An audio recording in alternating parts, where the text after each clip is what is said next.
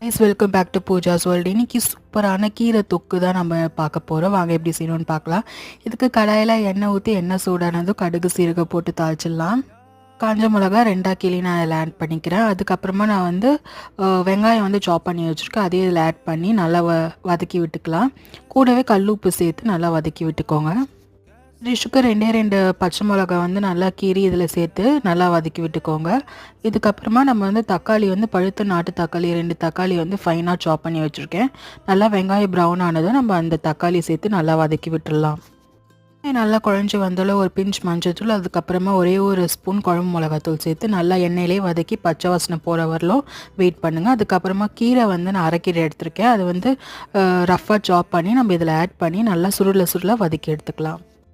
புளி தண்ணி ஆட் பண்ணி இறக்கிட்டிங்கன்னா சூப்பரான கீரை தொக்கு வந்து ரெடி. இந்த டிஷ் கண்டிப்பாக உங்களுக்கு பிடிச்சிருக்கோ. பிடிச்சதா சப்ஸ்கிரைப் பண்ணி சப்போர்ட் பண்ணுங்கள்.